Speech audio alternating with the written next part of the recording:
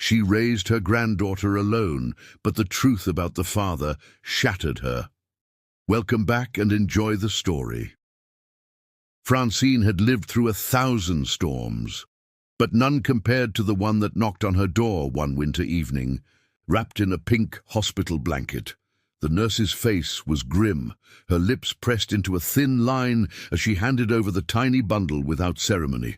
Francine took the baby with trembling hands, her heart already knowing what the nurse would say next. "I'm sorry, Mrs. Alvarez. Your daughter, Natalie. There were complications." The woman's voice faded into the background as Francine stared down at the sleeping infant, her tiny face peaceful and unaware of the tragedy that had brought her into her grandmother's arms. At 62, widowed and living alone in a modest Chicago apartment with creaky floors and chipped paint, Francine had been preparing for a quiet retirement, not for midnight feedings and diaper changes, not for raising another child when her bones ached and her energy waned with each passing year. But as she looked into the baby's eyes, Natalie's eyes, something inside her awakened. She didn't feel old. She felt needed, purposeful, whole. She named the baby Madison, Maddie for short, because she had arrived during a full moon that hung low and luminous over Lake Michigan, bringing light to Francine's world when everything had gone dark. The name felt right, a whispered suggestion from her daughter's spirit. Her small pension barely covered the essentials. Friends visited with sympathetic smiles that quickly turned to concerned frowns. "At your age, Francine," they would say, shaking their heads, "there are services, foster homes, people equipped to handle this." Their words were wrapped in concern, but stung nonetheless. Francine only smiled in response, the kind of smile that ended conversations. "She is not a burden," she would say, stroking Maddie's dark curls. "She is my second chance." If you are enjoying the story, type 5 in the comments and subscribe for more videos like this. If not, type 0. It helps me create even better content for you. Continuing. Months turned into years, and Francine poured everything she had into raising Maddie. She bathed her in love, wrapped her in stories, fed her hope and determination. She told Maddie about her mother, kind, rebellious, with a laugh that could fill a room. She worked part-time at the local library, bringing Maddie along, surrounding her with books and imagination. Their tiny apartment became a magical place, of paper stars hanging from the ceiling and walls covered in Maddie's colorful drawings. But there was one question Francine couldn't answer, no matter how she tried.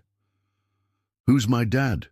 Maddie asked first when she was 5, sitting at their small kitchen table, legs swinging as she colored a family portrait with a conspicuous empty space where a father should be. Francine's hand stilled over the pot of soup she was stirring. "Your mother loved you very much, sweet pea. That's what matters most."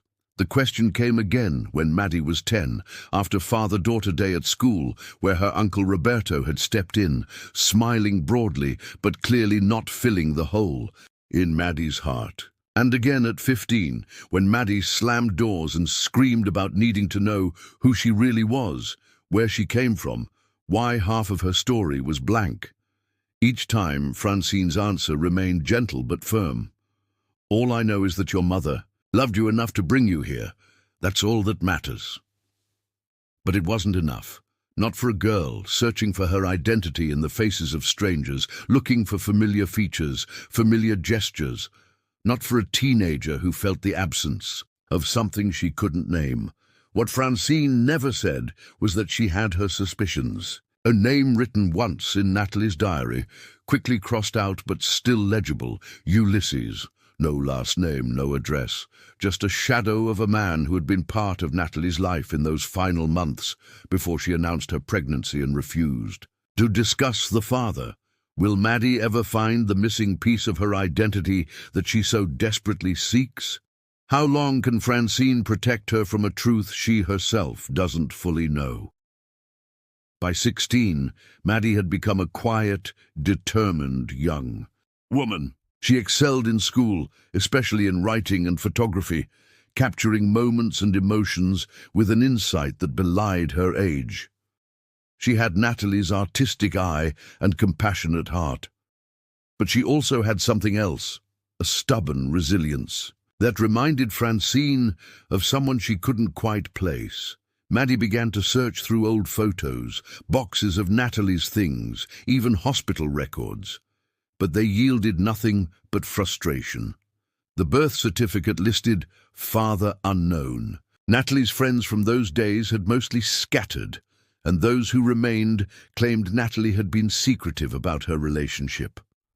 All dead ends. "I have a right to know," Maddie insisted one evening, tears of frustration streaming down her face.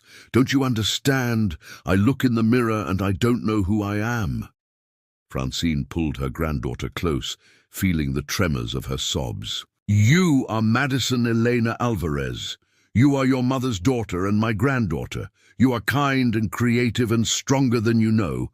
That's who you are." Maddie pulled away, her eyes red but determined. "But I'm also someone else's daughter.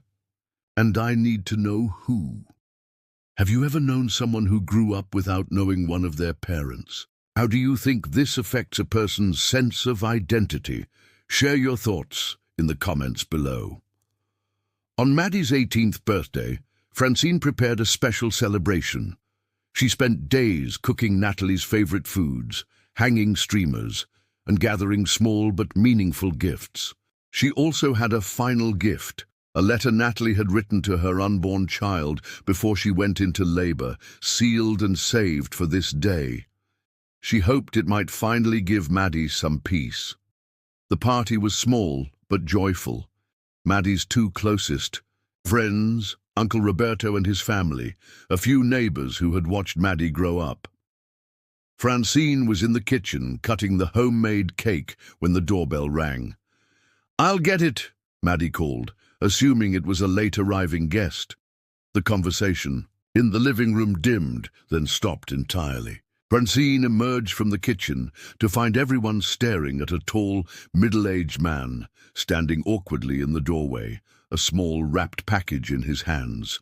His hair was salt and pepper, his face weathered but handsome, with eyes that looked startlingly familiar. "I'm sorry to interrupt," he said, his voice deep and hesitant. "I'm looking for Francine Alvarez." Francine stepped forward, a dish towel still in her hands. "I'm Francine." The man's eyes moved from her to Maddie, widening slightly.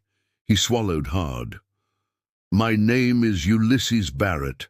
I think I'm the man you've been hiding from."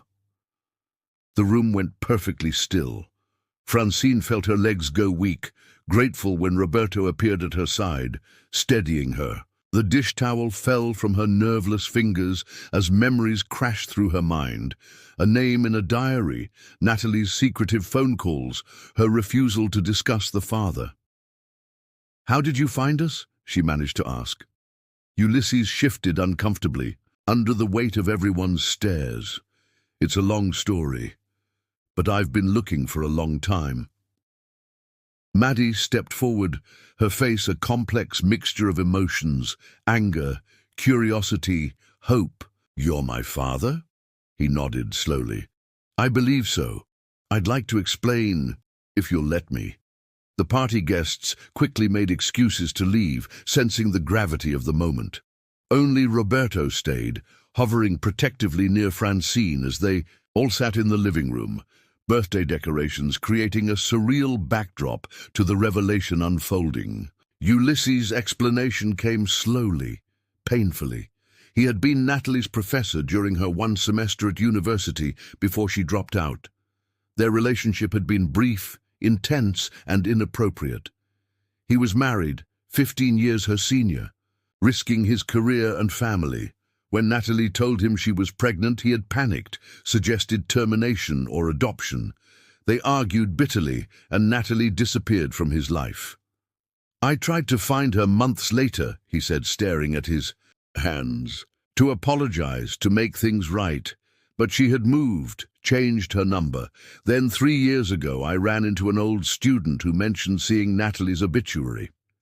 His eyes, when he raised them, were filled with regret so deep it was almost tangible. It took me years to track you down. I don't expect forgiveness.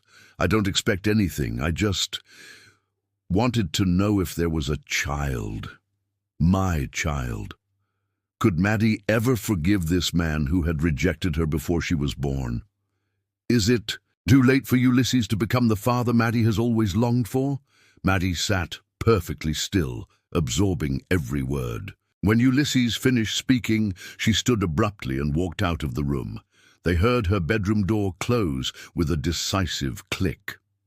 Francine showed Ulysses to the door. "She needs time," she said softly. "We all do." He nodded, leaving. His contact information and the small package, a silver locket containing a photo of Natalie, he had kept all these years. Days passed in tense silence.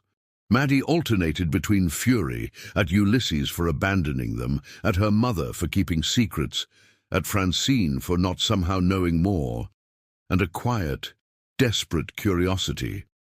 Finally, on a rainy Wednesday afternoon, she made a decision. "I want to meet him," she announced as Francine was preparing dinner. "Properly, not as a birthday crasher, but as whatever he is to me." Francine set down her knife and turned to face her granddaughter. "Are you sure?" Maddie's eyes were clear, determined. "I've wanted answers my whole life. He has them. I need to hear them, even if they hurt." 2 days later, Ulysses sat across from them at a downtown cafe, nervously turning his coffee cup between his hands. He had brought albums, photos of himself through the years, his parents, siblings, pieces of Maddie's genetic puzzle. "I was married for 12 years, he explained. "We divorced not long after everything with Natalie. I never had other children." Maddie studied his face openly, noting the shape of his jaw that mirrored her own, the way his eyebrows furrowed when he concentrated, just like hers did when she was figuring out a difficult photo composition. "Why now?" she asked bluntly. "Why look for me after all this time?" Ulysses didn't flinch from the question. "Because I've spent 18 years regretting the worst mistake of my life. Because I hoped that somehow I might have a chance to make amends, not to erase what I did, but to offer you whatever you might want from me now. Information, medical history, or simply the truth." Francine watched them closely, this strange tableau of genetic connection without emotional bonds. She had feared this day for years, feared losing Maddie to this phantom father, feared having to share her, feared the anger that might come when Maddie realized Francine had protected her from the truth. But as she observed them, Maddie's careful questions, Ulysses's humble answers, she felt something unexpected, relief. The secret was finally in the open, no longer a weight she carried alone. Over the following weeks, Maddie and Ulysses built something fragile but real. Not a traditional father-daughter relationship, it was too late for that, but a connection of mutual curiosity and cautious respect. He came to her photography exhibition at school. She asked about his life, his family, his work as a literature professor. He gave her space when she needed it and answered honestly when she had questions about Natalie, about their relationship, about his absence. Francine watched it all with a mixture of emotions. There was jealousy, yes, a pang when Maddie laughed at Ulysses' jokes or when they discovered shared interests in classic films and jazz music. But there was also a strange comfort in seeing Maddie complete this missing chapter of her story. On a warm evening in June, as graduation approached, Ulysses asked to speak with Francine alone. They sat on the small balcony of the apartment while Maddie was out with friends. "I want to thank you," he said, his voice thick with emotion, "for raising her when I wasn't there, for giving her values and strength and love. She's an extraordinary young woman, and that's because of you." Francine watched the Chicago sunset, paint the sky in brilliant oranges and pinks. She made it easy to love her, she said simply. From the moment they placed her in my arms. I'm not trying to replace you, Ulysses added softly. I know I can't. I know I don't deserve to. But I'd like to help with her college expenses. It's the least I can do. Francine had been preparing for this conversation, had rehearsed a polite but firm refusal. They had managed for 18 years without his help. They would continue to do so. But looking at his face, at Maddie's jawline, Maddie's eyebrows, she felt her resolve soften. She's got a scholarship to Columbia College for photography, she said instead. But there will be expenses the scholarship doesn't cover. It was a concession, small but significant, and acknowledgement that perhaps there was room for both of them in Maddie's life. The day before graduation, Maddie came home to find Francine sorting through old photo albums. She sat beside her grandmother on the worn sofa, leaning against her shoulder as they flipped through pages of memories. Maddie's first steps, first day of school, first lost tooth. I've been thinking, Maddie said, tracing a finger over a photo of herself at age 10, missing her 2 front teeth. About forgiveness. Francine waited, letting her granddaughter find her words. I was so angry when I found out about Ulysses. Angry at him for not being there. Angry at Mom for never telling anyone about him. Even angry at you for not somehow knowing more. She took Francine's hand, her grip firm and sure. But I realize now that you gave me everything I needed. You didn't just raise me, you rescued me. You gave me a name when no one else did. Francine felt tears prick at her eyes. I didn't need to know who your father was, she said softly. You were already my everything. They sat together as evening fell, turning pages, sharing memories. The weight of secrets finally lifted. 3 days later, at Maddie's graduation, Francine sat in the front row, clapping until her hands hurt as Maddie accepted her diploma. And a few rows back, Ulysses Barrett watched with pride and regret mingled on his face, witness to the woman his daughter had become without him. That night, Maddie placed a new photograph in the family album, a picture of the 3 of them, an unlikely family bound not by conventional ties, but by love, truth, and the courage to face the past while embracing the future. As summer bloomed across the city, Maddie prepared for college. Francine adjusted to the coming empty nest, and Ulysses found his place in the periphery of their lives, not quite family yet, but no longer a stranger. And in those quiet moments, between grand changes, they each found a measure of peace with the past and hope for what lay ahead. Francine, watching Maddie pack her belongings for her dorm room, realized that some storms bring destruction, but others bring life. Unexpected, challenging, beautiful life. The storm that had brought Maddie to her door 18 years ago had been both the greatest sorrow and the greatest gift of her existence. And now, as one chapter closed and another began, she was grateful for every moment of the journey. Congratulations. Type 9 in the comments so that I know you stayed until the end with me. Thank you for watching, and until tomorrow's story on this same channel.